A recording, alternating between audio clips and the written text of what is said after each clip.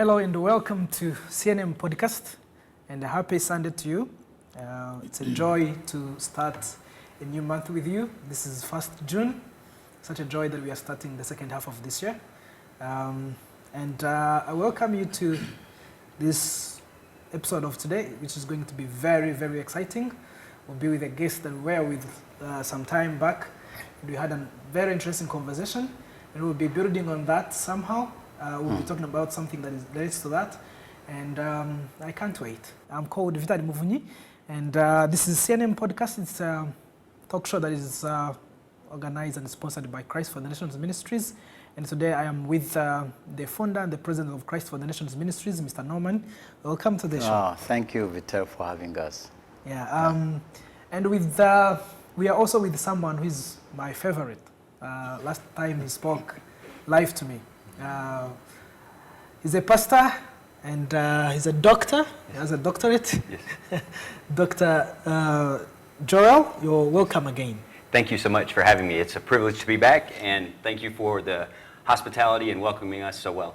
Yeah, you're very, very much welcome. It's a joy to have you again on the talk show, but in Rwanda also. Yes, I love this nation. It's beautiful, and I brought a team with me this year, and they love it, and we will be back again. Yeah, that's good. For sure. Great. Today we're going to be talking about leadership again, and our topic today is leading well and living well. It's more about how do you make sure that if you're leading right now, you're leading effectively, but when your time comes, you also live well. We'll be understanding what living well means, what leading well means. But before we do that, for those who might have seen Pastor Joel for the first time, I would like him to introduce himself briefly and tell us about his church and his work here. Yeah. Welcome.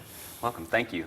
Yeah, I founded a church 25 years ago, and we just had our celebration this past year, and it's been amazing. We started with 3 people, and now we have over 2,500 people in this past Easter, and God's growing, doing amazing things, and making a difference back home in the United States and Texas, and love being here, love the work we do here, working with pastors and leaders and ministries to equip them in all different areas, whether it's theological, leadership, and I do find that leadership is the most needed thing in a lot of nations, not just Rwanda, but around the world, because this topic is one of the biggest ones we're dealing with in America as well. And I come here, and we're dealing with it here. I was in Peru last year. They're dealing with it in Peru, and just all around the world. This is a heavy topic right now of how do we lead well, but then how do we leave it well to the next generation? And when do you turn it over? When do you hand it off? And what does succession planning actually look like for a church? And 2 types of it, not just succession planning when I willfully want to hand it off, but what happens if I get hit by a bus tomorrow and there is no plan? And what does the church do then? So you have to have 2 different types of succession plans in place. We can dive into that a little deeper later, but yeah, this is a heavy topic globally right now that a lot of churches are dealing with, whether it's in Asia, Africa, South America, North America. It's a big topic. It's interesting to hear that you're facing the same problem or challenge in the US too, because for Rwanda, you look at the situation and you realize that most of the businesses, most of the organizations died with the genocide in 1994.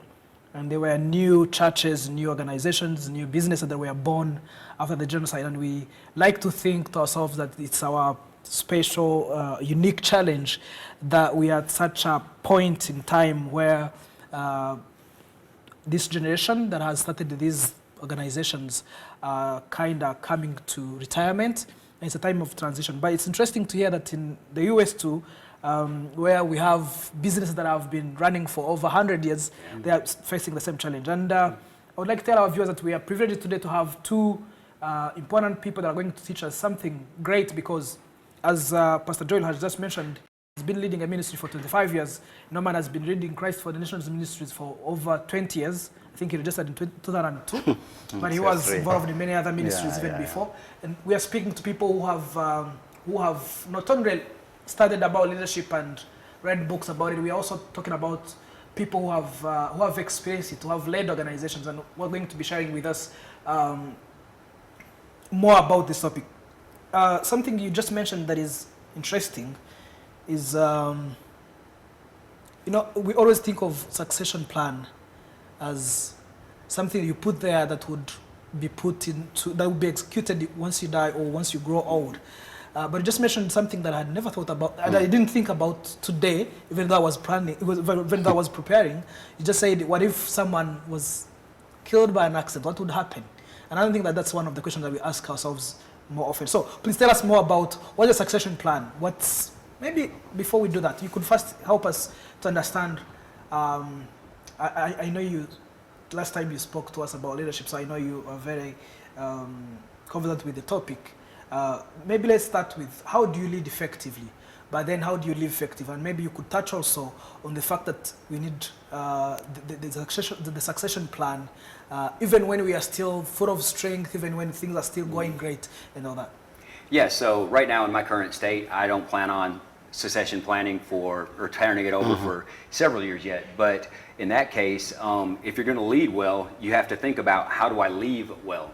So I always start with when I'm going to leave, what are all the things I have to have in place to lead now very well so it's there when I leave. I can't think I'm going to leave in 2 years and then start the process.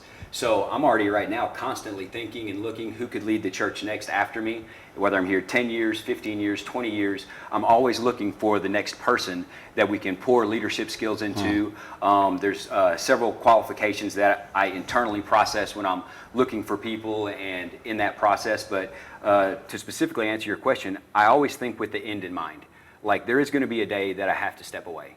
And I need to have several things in order. I need to have personal finances in order, which is the big problem in America. Pastors pour everything they have into the ministry, all their life savings, and they work for a paycheck, and they never plan on their retirement because they're so invested in the moment. That's admirable, but it's not wise because now they're setting themselves up for the church to be contingent on them forever. And so one of the biggest things that we're emphasizing to young leaders is, hey, make sure that you have something in place and you're starting it now because there is a day when you're going to have to leave. And if you bring it to a inner focus, there's a day when your youth leader is not going to be a youth leader anymore because when he's 55, he's not going to be a youth leader. He's got to start his succession planning 2 or 3 years after he takes over the youth group. What am I going to do next? What is my next state of ministry? And that as a lead pastor, it's the same thing. It's, hey, there's going to be a day I'm not here. What do I need to start doing now? What do I need to set in place? What is the culture I need to set in place? What is the DNA of our church? So that way, when you hand it off, that DNA continues and it's contingent on the culture and the DNA you've built, not built on the personality of me. We've had several churches in America in the last year and a half fall because the whole church was built on the person and the personality of the pastor. And through crisis situation, things have happened and they've had to step away or they've passed away. And now their church doesn't know what to do because they built it on the personality, not the person. Or they built it on the personality, not the culture and the kingdom of God and what they've wanted built to move forward. So the first thing is the pastor needs to understand, I need to take personal financial accountability to make sure I can leave the ministry or step away or do another job in the ministry at a different position so I can hand it off. The next thing is when I'm planning on leaving, I need to make sure that what do I need to be establishing now in young leaders? How do I need to develop them, train them, not just in the public side of ministry, but the private side of ministry, meaning I have to have board meetings. I got to teach them how to run a board. I got to teach them how to manage the financial accountabilities of the church. They got to know how to read a profit and loss statement. I tell a lot of young ministers, what's the best thing, when I ask the question, what's the best thing you've ever did to help grow the church? I said, go get a business degree. They don't teach you that in seminary, but they only teach you the front side of ministry. But when you're running a massive organization, you have millions of dollars that you're accountable for. And if you don't know how to read a profit and loss statement, look through the financials, know where the money's going, know how it's distributed, understand tax law, you're going to be in a bad place at any given moment when a COVID hits or another national crisis hits. You've got to know the backside of ministry better than you know the front side of ministry. And the backside of ministry, you need to be taught that. The front side of ministry, you need to be led by the Holy Spirit. And so I really focus on the whole picture when I'm coaching pastors and leading them, because I know they can speak in public, but how do you manage your staff? How do you manage your elder team? How do you manage your board of directors? How do you manage the financials of the church? And those are things that you have to really begin to dive into leaders to say, if you're going to leave well, you can't leave them with chaos on the backside. and hope that the front side is successful, because then you're trying to tell them, build it on your personality and hope this comes around. Wow, interesting. When you're answering question, you have this, you kind of pack message so hard that it's hard to kind of unpack it. But I'll get to more different aspects of what you just mentioned right now. But before I do that, I wanted us to kind of connect the leadership, the current leadership leading right now, and then planning to leave. And I would like to ask Norman, do you think someone can be an effective leader that is leading right now if they are not preparing how they're going to live? Or does having a plan help you to become effective right now? Do you think someone could still become an effective leader without necessarily having that vision of how things are going to move on without him? I think the best investment a leader can do is invest your life into somebody. And I believe that the best thing a leader can be fulfilled is to invest in somebody's life, even who can lead better than them. And for example, Vitar raising up somebody and introducing, let me give you an example and say, if you don't give an opportunity to somebody to excel in something that you know that this thing is going to not only affect him, but also affect the future, then you are secure. So I believe people, the reason why they're insecure, it's because they don't see that even Jesus Christ did the same method, strategy. Jesus Christ did not see who the disciples were at the moment, but Jesus Christ was seeing beyond who they are today. So the effectiveness of Jesus' ministry is the best example. He was seeing what they would become, and so invested his time, his energy, and instructions. So you'll never be, your effectiveness today cannot only be determined or be seen in what you do now, but what other people see in others. So I believe seeing somebody effective, you say, I think the best way to say it is, what have I invested in? What did I do best into this life? Because as Vitali always say, somebody to value a leader, in fact, you never value somebody who has not invested their time and energy into them. So to me, I believe your effectiveness or your legacy, I know you might be asking that, your legacy is not your past. Your legacy is always determined by your tomorrow. So you'll never be effective. You can be great today, but how about tomorrow? Yeah. Great. Do you have something to say about that? Yes, I agree completely with what he said. And legacy is about what people can build on after me, not what I've built up to that point. So when I talk about leaving a legacy, I'm talking about equipping the next leaders or next group of leaders that can take the church from where I brought it to explode it to the next level. Whether that's planting campuses, if you're in the business context and you've built a great business and you hand it off to the next CEO, you want that person to expand the business and continue to grow it, not keep it where you've had it. And so the best definition of legacy to me is, I love this Bible illustration. He said he's the God of Abraham, Isaac, and Jacob. And so Abraham, when he had Isaac, wasn't satisfied with, oh, this is just Isaac, this is my legacy. No, he was promised as many as the stars are in the sky. So he expected Isaac to have more kids than he had, Jacob to have the 12 tribes, the 12 tribes to go inherit the nation. So legacy is about what you've built, and is it stable enough for the next generation to grab hold of it and run with it and grow it more and continue to expand it. And so I love the Abraham, Isaac, and Jacob illustration, and we'll reference that throughout this. But Abraham's dream was not just to have one son. It was, he said, God promised him there will be nations, you know? And so through that, he understood, I have to live by faith all the way up to this point till I hand it off to Isaac. And if you'll read in Hebrews, the only thing Hebrews notes that Isaac did to maintain the legacy is he laid his hands on his kids and blessed him. And then Jacob took over. And we know all the stories of Jacob, but out of him came the 12 tribes of Israel. And so what Abraham built, Isaac continued, Jacob, it began to flourish under. And I would love 2 generations past me for our church to be flourishing around the world, because that will only ensure that that's the legacy, not what I've built becoming the legacy. Oh, great. I would like to kind of go back to what you mentioned earlier. I would like to unpack some of the things that you said, because I think they are very, very important. There's something you mentioned about leaders who pour everything they got into the ministry, and somehow that hinders them from being able to prepare. So I know you lead the church in the US, but you've also been involved with African churches. It seems like for us here, there is 2 groups. The one you will see in most of the newspapers and people complaining about church and criticizing the church will be those, they use the term milking the churches. One is a cattle keepers, Taking so all they they laughed. can, So there is this group that will try to get as much as they can from the churches they are leading or the churches they have started, or sometimes even their business. But I think business is kind of different a bit. But let's focus on the churches. And then there are those who are also pouring everything into the ministry. And it's hard sometimes for someone who's starting a church, they are not themselves, they are not necessarily financially well. The members of the church are not necessarily financially stable and all that. So it seems like it's not possible for them to be able to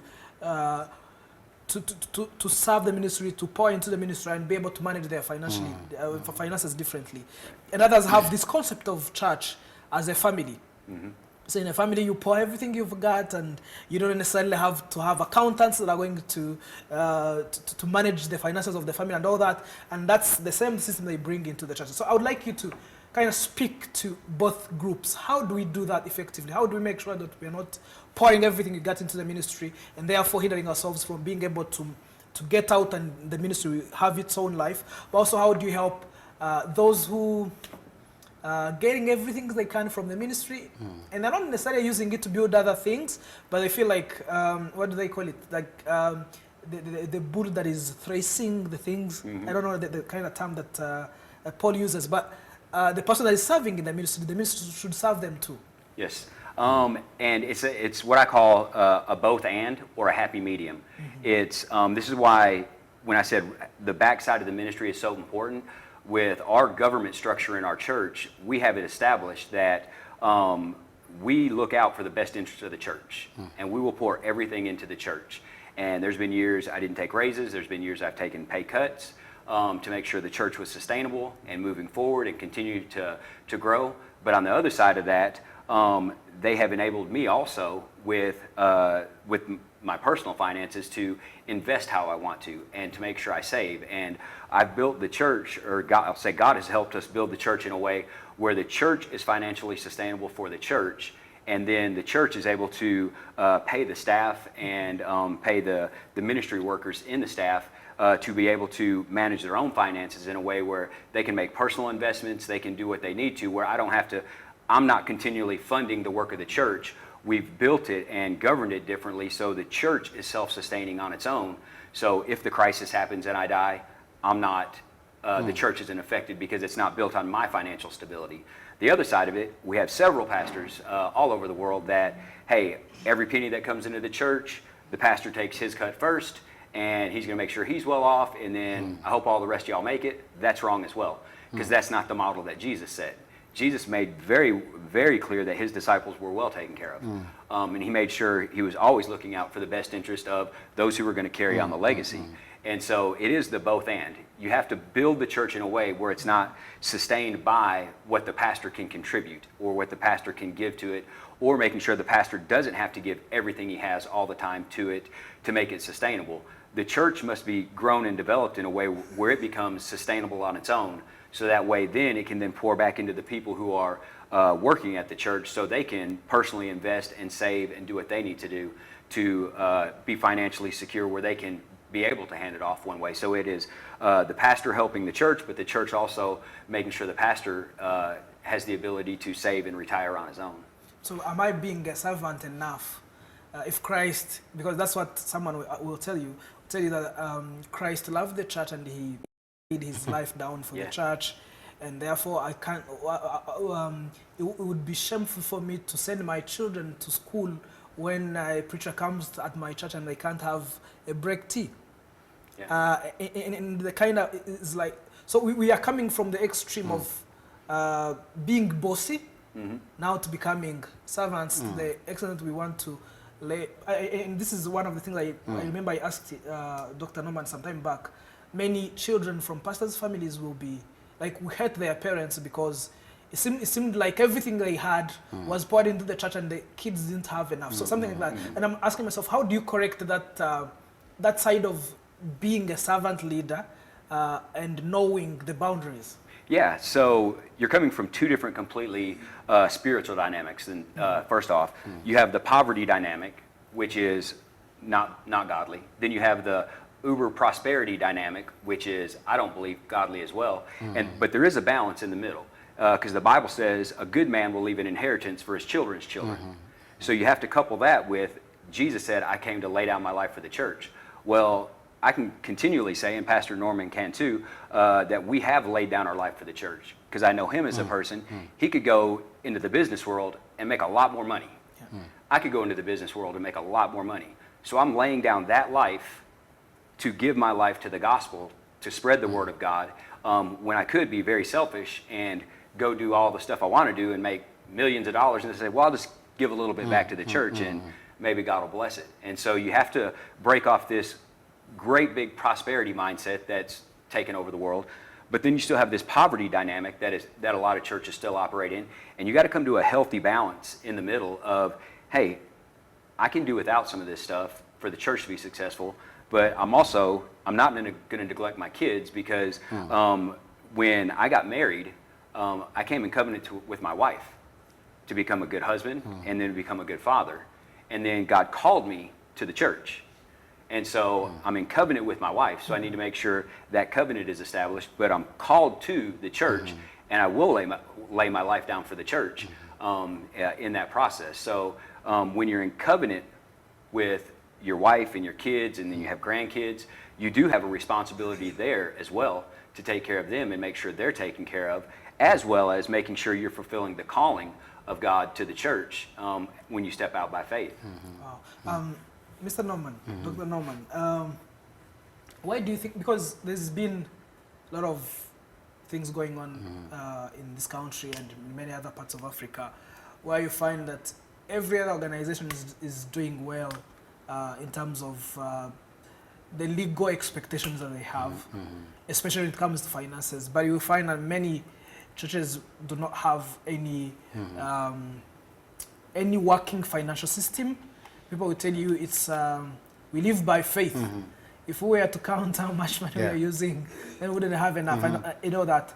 But even today, that many pastors have been trained in leadership and have had most of them have now been going to school. Why do you think this thing persists? This problem persists? I think, Vitar, as Dr. Joe said, we come from our tradition. Our tradition, let me say, the times when I got saved, anything about business, anything about accountability, anything like learning about finance was completely out of equation. And one thing that would determine that you're a real servant of God is completely sell out your life to Christ and the gospel. You don't think about other areas. And that caused a lot of pain, let me say joy, to those that were in service, but also pain. Pain in a sense that many of these children of such people, the ministers, would feel bitter, rejected. They would see their fathers giving out the best, and they could not get anything. Reason is because all these leaders did not have that kind of knowledge. They were taught that the best way to become a man of God is to give yourself 100%. Don't think about anything, and God will take care of them. Now, which is real good, but also lack of teaching about responsibility of the local church members, that they are supposed to take care or responsible to their leaders. And because of lack of knowledge, number one. Two, because of the not doctrinal, but teachings of by then. Another thing is insecure. Some pastors, let's say most in the African context, they feel once you give out your finances, you are insecure. And so they keep on hoarding on. And that causes so many pains. I have a pastor who had a problem in the areas of finances, and the church threw him out just because there was kind of pressure.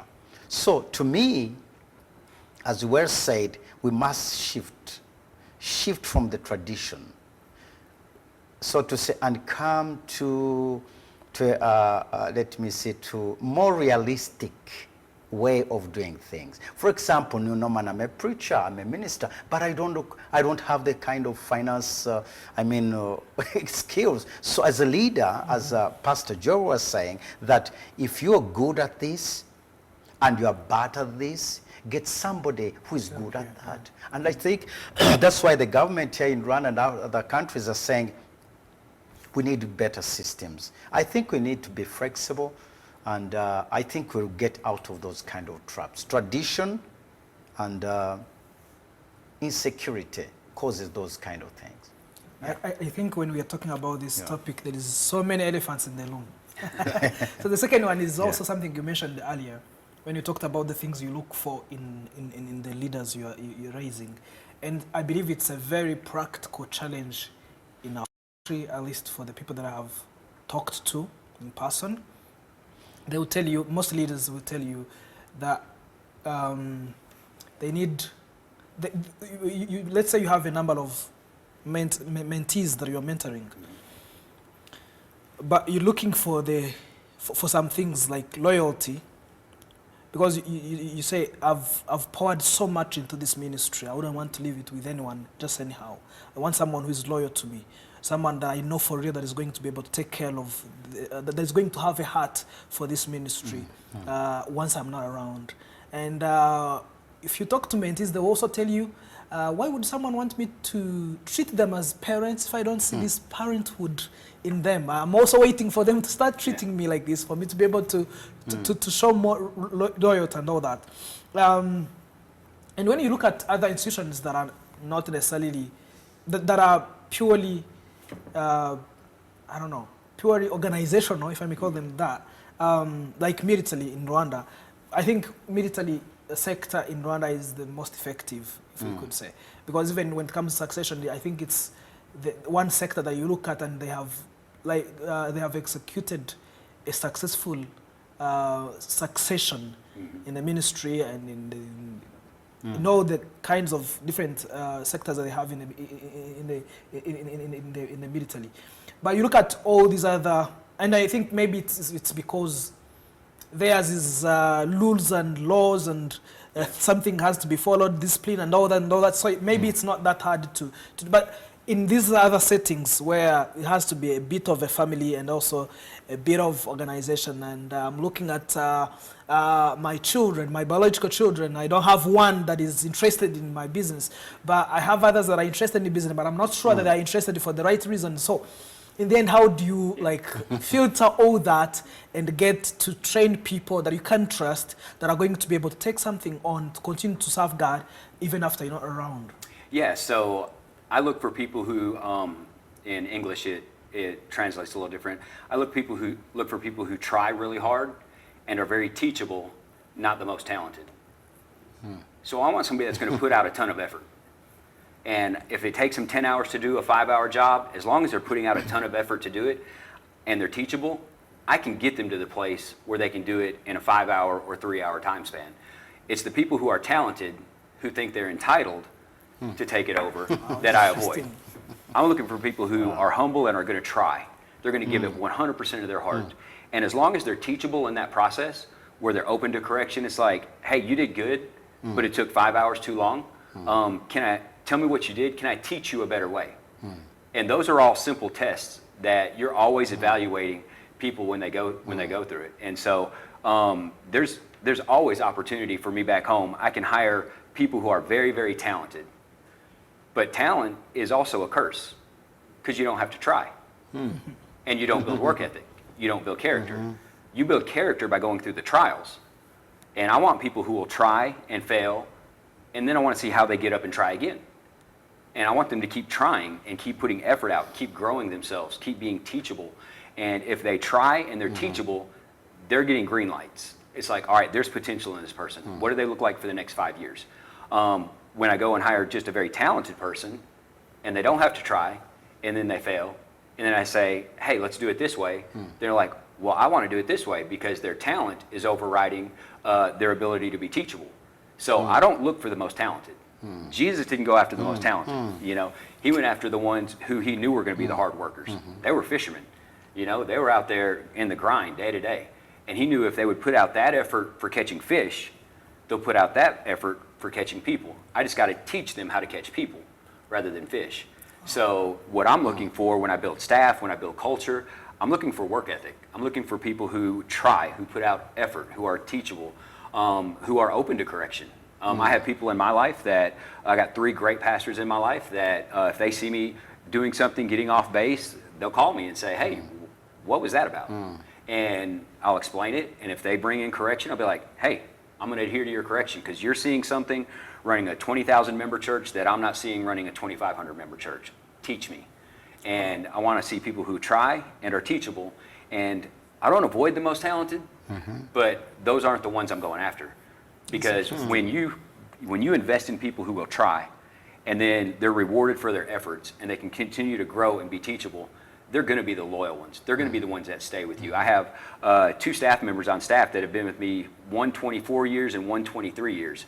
And they could have went and got better paying jobs somewhere else, but we've stuck together, and they try, and they're teachable, and we learn together, we grow together, we have conversations about things, but we all grow together, and we're all invested, and we're loyal to one another because we've put out the effort. We remember the days of setting up chairs and ugly buildings and no buildings and building projects and transitions in staff and structure, and when they'll go with me through the trials, yeah, those are the people I'm looking for. Yeah, no, having used the word DNA, and then using the word that they have to work hard and then be teachable. You know, we use a concept here that seems to be extracted from the Bible. I don't know if it is used in the US as well, of a son-father relationship. And someone would say, I have so many mentees, but I need a son, I need 1 or 2, 3, 4 sons. But you will tell sons of someone by looking at how they carry themselves, how they speak. Do they speak exactly like their spiritual father? Do they do things the same way that their father does things?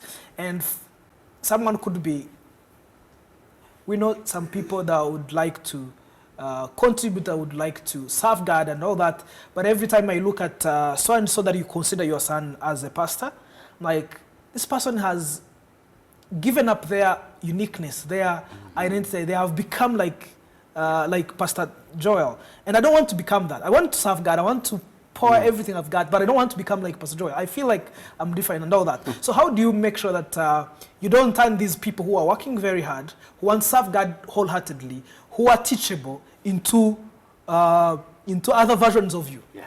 I always tell people this: don't be like me. Yeah. Don't be like me. I want to help you become who God called you to become. And I do understand having mentors in your life. The job, in my opinion, of a mentor is not for me to become like them.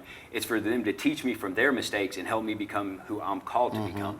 I don't want somebody who's going to mentor me to say, if you don't preach the exact way I preach, or use the same vocabulary or my same mannerisms. Jesus didn't create puppets. He let Peter still be Peter. He let John still be John. And he said, John is the one, he's my beloved, he's the one I love. Peter, you're the one that I'm going to send out. And then you got all these different examples. None of them did Jesus ever say, become exactly like I am, because he is the Christ. But he did say, you can do the things that I have been doing. And so what I'm looking for in people that want to be mentored by me, or say, hey, be my spiritual father, I pull back from that term, because Jesus said, don't call anyone father except the Father in heaven. So I pull back from that term, sons and fathers. I do like the term mentor, and if you want to be a mentee, that's great. I'll teach you everything I can teach you, But if I teach you, you got to use it to go be great. So I want to see you try and be teachable. And if you want me to teach you, but you're not going to do what I'm teaching you, then it's not a fit. So when I'm mentoring people and teaching other pastors, I'm not trying to create them to be me. I'm trying to draw out the gifts in them and show them their weak spots and blind spots. So like Pastor Norman said, they can hire people that can take over their weak spots. I have several weak spots. And so I have a lot of staff members that cover me in my areas of weakness. And so that enables me to be involved in leadership, to be involved in trainings, to coach other pastors, other churches in that process. But as far as raising up the next generation of leaders, I want them to lead differently. Because when I was in church growing up, we went to church Sunday morning, Sunday night, Wednesday night, had 10-day revivals, so we were in church 200 times a year. Now, average church attendance in the U.S. is 1.7 times a month. So our whole discipleship method has to change. But if I tell them to be exactly like I am, that's hindering them from their creativity of what God is calling them to be in the future to lead the church into the next generation. So my job is to set the floor that they can stand on and excel, not put a ceiling on them that holds them down to the standards of what I've been limited to. Oh, Yeah, maybe let me ask. I want to ask you a question about it, but you can first ask. Very important point that you said. Not looking for the skillful, I mean the talented. The talented. And but those that have had to learn. I realize there are some leaders who put people in places, and many, I believe many, they don't see what that person can be. They just see those people to fill in the gaps. Yeah. What are the dangers of such a leader? Just realizing that I need somebody to fill in the gaps. And when you fill the gap and they don't do to your expectations, then there is a replacement. What are the dangers of that kind of method? Are you real mentoring? Are you just filling positions? Or you want somebody to reach their God-given potential? Yeah, this is where on our staff is I like to be very personal with our staff. Like I want to know how their family's doing, what they're called to do. I want to revisit with them about every 1 to 2 years. Hey, are you still feeling God's grace on your life in this area? Because I don't want it to become just a position that's being filled. If God is shifting something in you, how do we incorporate that into what you're doing? And maybe that becomes another division of ministry in the church. My job is to always make sure the people who are with me, whether I'm a mentor, mentee, or a staff member, is how do I help them keep growing, growing past where they are in this moment. And people always ask this question, what if they leave? Well, what if I did not train them and they stay? Like I want to train them so that way other churches do call them and say, hey, would you come be our whatever? And we had a church a couple of years ago, hey, can we hire this guy? He's a great volunteer in your children's department. And I'm like, absolutely, give him a phone call.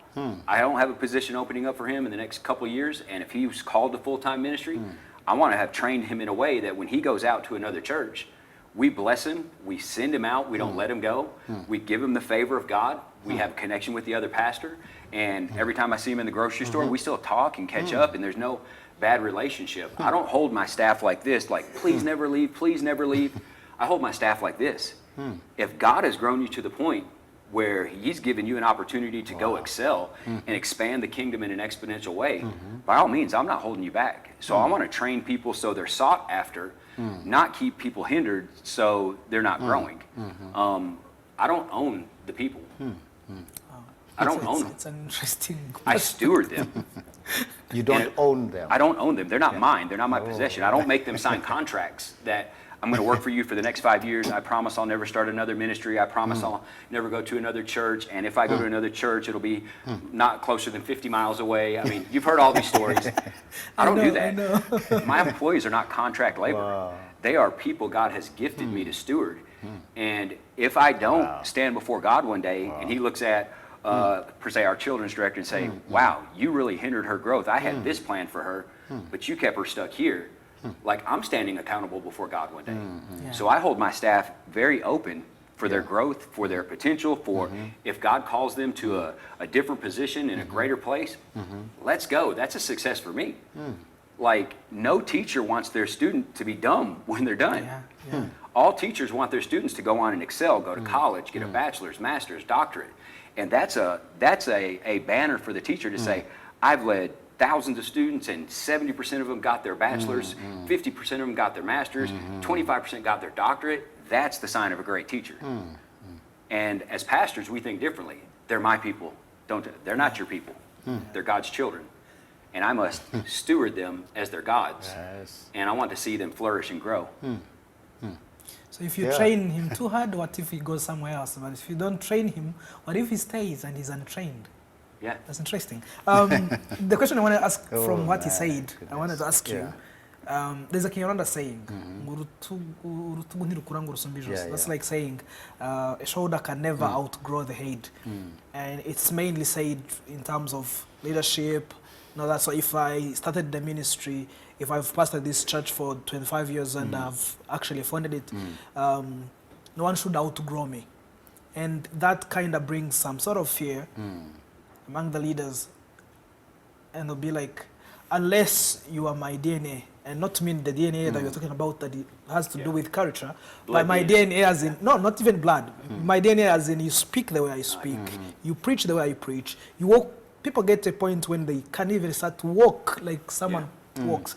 And if you don't do that, because it's very easy for me to wish that my son, does much greater than I have done. But it's not that easy for me to wish that someone else's son does much better than I have done. So in the church, and he says he's left the terms father and son, and he prefers mentor to mentee. But do you think it's that simple, or from your experience, because I know you work with the pastors, you've been with this pastor for a long time, but you're also in a faith-based organization, interact with business people, and I know you've even carried out so many leadership trainings with people from different backgrounds. Then do you think that probably one of the things that is hindering us from being able to do this succession thing that we're talking about comes from not wanting the next generation, especially if they are not yours, with the DNA, because as we said, that you're afraid that they could do much more than you have done. Maybe you've built the ministry for 25 years and you'll be out, and maybe you've got it to a certain standard, but once you get out and someone takes it much higher, they will be more famous than you are. They will, they will benefit much more than you have benefited. What do you think about that? I think I always ask and tell people, who are you? Do you know who you are? And whose ministry? What are you doing? So I think the best way, because you spoke very well, your DNA, nobody will ever repress you. You are unique in your own way. Even a son will never become a father. So to me, I think it's a matter of insecurity.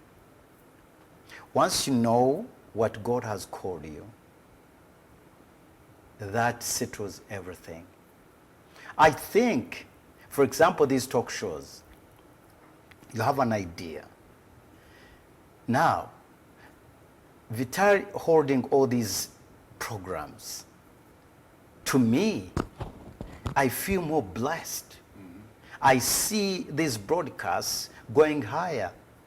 I can never be him, he never become me. But as a leader, you put a platform for growth. I think that's the joy of Jesus Christ also, to see the best.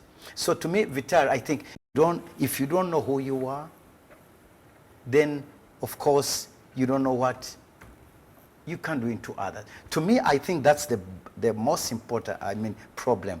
But let me tell you, who doesn't want to see their children excel more than them? If they're children. If they are children. If But they are it's children. an employee or something else. I think we need to have a kingdom mind. Yeah. It's not all about us. Yeah. It's about the kingdom of God. I remember the scripture in the book of Hebrews says, Abel is dead, but yet he speaks. That word His blood speaks. Yeah. speaks. Your legacy still speaks. So to me, I think the greatest joy is that people would speak even when you are not there. I think Pastor Joel wanted to add something. Yeah. Yes, Do you want to add something? your phrase, the Yeah. shoulder cannot outgrow Yeah. the head. The problem is the lead pastor thinks he's the head. Jesus is the head. Jesus is the head of the church. Yeah, yeah. We're either a hand or a foot or whatever, but Jesus is the head. Yeah. So you are correct in saying the shoulder will never outgrow the head. We're never going to outgrow Jesus. But on the other side of that, Jesus said, and greater things shall you do than these. Jesus even expect them to go do greater things. And the trap that pastors fall into, as Solomon said, there's nothing new under the sun. So what you just said is exactly what Saul and David went through. Saul had slain his thousands and David his 10,000s.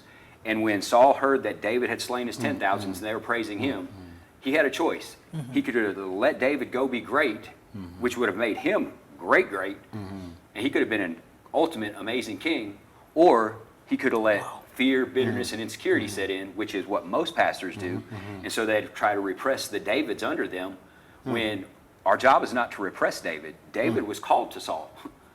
He was called to the ministry to be under Saul. But because Saul was insecure, he tried to stop what David was doing.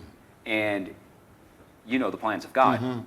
If I try to hinder somebody under me who God is calling to succeed me, well, then it's going to lift the grace of God off my life. That's right. And I don't want the grace of God to be lifted off my life. So that's why when our ministries at church, if one ministry has 30 kids get saved in a service or whatever, I don't look at them and say, well, we didn't have 30 kids saved on Sunday morning. Like, I don't get bitter.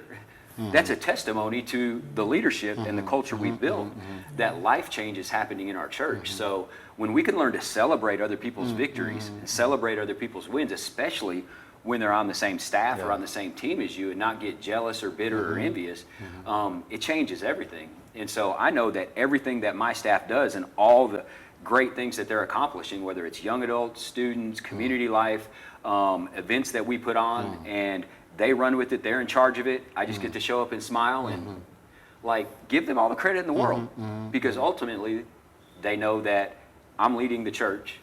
They know that all the success of all the ministry departments, I have a hand in it at some point. I didn't do all the work, but they're doing awesome. And so I don't ever discount when somebody else is having more victories than me, because they're not. We're on the same team. We're all having the victories.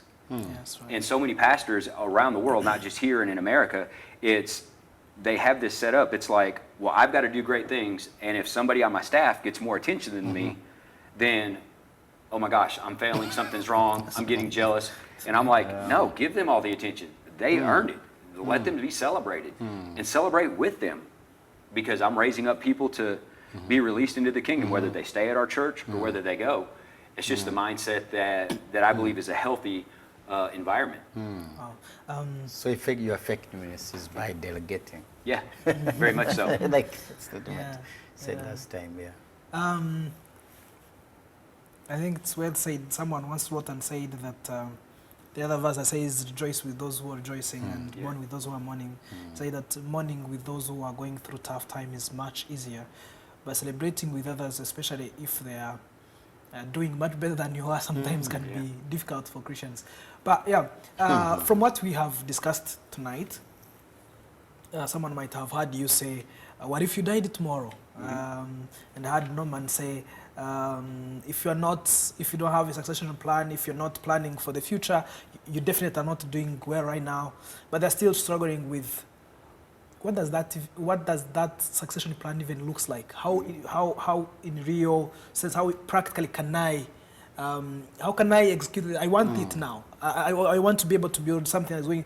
You've already interested me with what the legacy should look like, but how am I going to do this practically? How did you yourself do it practically? How have you planned for the future, for the future succession? But also, what if something happened to you right now? How does it look like in practical terms? Yeah, so we have, at our church, I have 3 really pastor friends that two live in the same state and one lives in another state. And we're all in accountability with one another. And I trust them completely. They've came in and preached at our church. They've ministered at our church. I saw the response of our people when they preached. Did they like them? Did they not? Did they embrace our people? And did our people embrace them? And over a few year period, 3 years, I've really developed great relationships with them that I trust them so much. I've went to our elder team and said, hey, I want these 3 people to be our, and I want to use this word very cautiously in the African context because it has different meanings here, but we call them apostolic oversight. And what that means is, in our context, is they don't ever tell me what to do. But if there's ever a crisis, they will step in and help lead our elder team through a process. Like if I were to die tomorrow, heaven forbid, it's not going to happen. I'm going home to see my wife and kids, right? But if something were to happen to me here tomorrow, those 3 pastors would step in, bring stability to our church. They would supply the platform and pulpit preaching for a minimum of 3 months. Anywhere to 6 to 9 months is on the board. And then they would walk with our board of elders on how do you select a new senior pastor. Because none of our board of elders have ever been a senior pastor. So they don't know what they're looking for. And so they would help lead our elders through a process where our elders in the end would make a decision of who would be the next lead pastor. But the practical point of that is pastors are so isolated, they're afraid to make friends with other pastors. And you don't need to be. Because these 3 pastors that I'm talking about, they don't want my church. They're not trying to take my church. They got their own churches that are all bigger than mine, you know? And so in that process, they're sitting here thinking, we'll gladly help. We'll gladly help be a mentor. We'll gladly help oversight. And if something ever were to happen, we will gladly step in and help lead your church to a place of health and stability and get you to a place where a new lead pastor can be selected so the church can keep moving. This also goes back to the thing we talked about in the beginning, where most churches that are unhealthy, if the pastor were to die tomorrow, they would have a new one in place in 3 weeks. So if I sacrifice my whole life and then my family ends up with nothing because I die, the church is going to move on and my family is going to be left in crisis. And so, like, if I were to pass away tomorrow, the church would remember me, but I would be very, very upset if the church did not move on from me. That's right. The church should not live and die with me. And so I have to have a plan in place that if something did happen, how do I look out for the congregation of my church to make sure we got people that can step in a healthy way, that won't want to be a dictator, come over and take over the church. They're going to walk with our church. They're going to walk with our people. They're going to walk with my family members who are on staff. They're going to make sure my wife is taken care of in that. And also, our church has it set up that if I were to die, there's an insurance policy that would almost pay off our building, so the church would then practically be debt-free. So that way the church can focus on being the church and not worry about, can we pay the bills? Can we keep the lights on? Can we pay the staff? And so we've done a lot of background work. So if something were to happen to me, our church is in great hands to move forward and be successful and continue to grow as a new lead pastor would be implemented. And where I would say would start with that process is you've got to find some people who are a few steps ahead of you that you can trust as a lead pastor, that you can build a relationship with over a 3 or 4 time period, that you can trust that there's no ill will or wanting to take over the church or anything like that. Flush all that stuff out. And then when you truly have a relationship with that person, then you can go to them and say, hey, if something were to ever happen to me in a crisis, and worse than me dying is just something happening to me being crippled for next 30 years and can't do ministry. And then what does me and my family do? So that's a whole nother conversation. But in that, find a couple you can trust and say, if something were to happen to me, would you help lead my church through a process to find a new lead pastor that would be suitable to lead our congregation to make the church greater than I've made it? I think he needs to come again and produce Yeah, some have an leaders here, extended and extend the conversation. But something I wanted to ask, I don't want you to leave before you mention, you tell me something about this, because I think it's one of the biggest challenges. Like right now, you're in Africa, and your church is doing what they're supposed to be doing. When you select the person that you leave in charge, I'm sure you have strategies or you have ways through which you select that. In many places in Africa, a leader, before they leave, they will tell you, so and so, I'm leaving him in charge. And sometimes you find that people compete.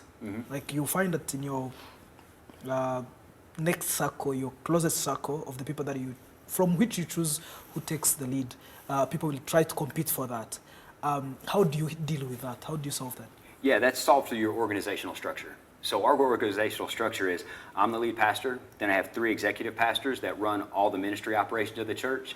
Then under them is all the ministry staff, then the part-time staff, then all the volunteers. And so I don't leave one person in charge.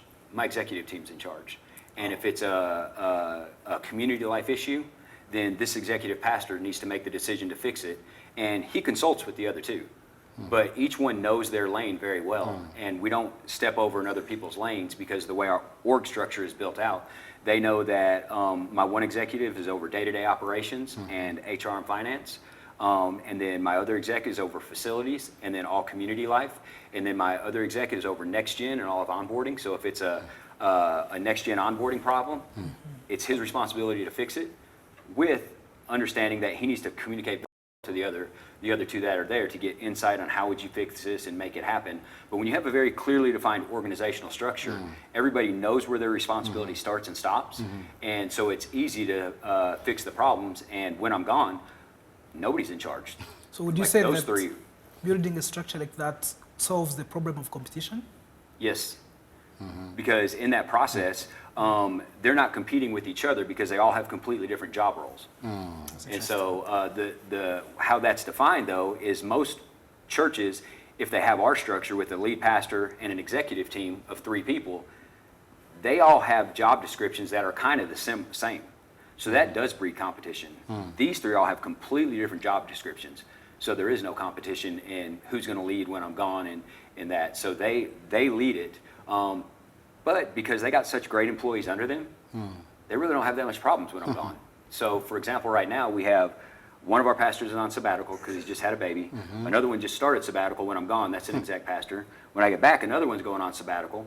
And then who else is going to be gone? There's one other person going to be gone when I get back. Oh, so my goodness. our staff that is 15 people is going to be down to about 10 people for about a month. And we're not going to miss a beat because it's set up in such a way where they have trained so many levels under them, and that's a whole nother leadership conference we can have with I think we need organizational to structure. We should have fun. Yeah, Oh my coming to the end of goodness. our conversation, and I just wanted to give you, I'll ask you one question, but I'll start from Norman, and then you'll also answer it. What, in light of what we've discussed tonight, and I know you both of you have been very conversant with the situation in Rwanda, and also to whoever else will watch this episode. What's your message to them? What's your message to them in light of all the principles that we've discussed tonight? And I know that these principles are not just for Christian leaders only. I mean, for the faith leaders, for the faith organization leaders only, even though we kept giving examples of churches. But I know that these principles apply to business, to many other organizations. So what's your message to them as we... Well, my message is, to me, the greatest leader, the greatest joy of a leader is to see the best in people. When you invest in people, then great expectations will always come out. So to me, leaders should see beyond themselves, and see the best in other people. That's the greatest joy a leader can have. Don't hold on, because it doesn't belong to you. Yeah. Thank you. Mine would be this. Leadership is not earned, it's a gift. It's a gift that you've been given as a leader. It's a gift that you're sitting in that chair. You may have done things, work ethic to get there, but sitting where you're sitting and we're sitting, it's a gift. And my job is, in the job of a gift, if I have a gift, what's the purpose of it? It's to give it. And that's how I view leadership. Like, I hold nothing back from pastors that I coach all over Texas, and if they have a problem, I just say, reach out to me. If we have it, we'll give it to you. You don't have to buy it. Like, we'll train you, we'll teach you. Like, we send our children's director to other churches, and she trains other children's directors. We send our freedom and counseling team to other churches, and they train other people. And they're like, well, how much do you charge? Nothing. God's blessed us. Leadership is a gift. And if you'll hold it with an open hand and be willing to give it, God won't just bless you, he'll multiply it. And then the problem comes, how do I deal with the multiplication? So we can help me with that on our next session. Help me with the multiplication process, because leadership is a gift. And if you'll hold it like a gift that you're ready to give at any given moment to anyone, anywhere, you'll be surprised with who God will bring alongside you. Because people want to know that, like Norman said, look for the best in them. And If you're wanting to be in leadership someday, don't worry about your talent. Try really hard and be really teachable, and I promise you'll go farther than the most talented. Thank you. Thank you so much for tonight. Thank you. It's always a joy for us to have you. This is always the fastest hour ever, by the way. I know. We've covered so much in a very few minutes. Yeah, so thank you so very much. And thank you, Norman. Thank you for being here tonight and for giving me an opportunity to serve. It's a blessing, the best.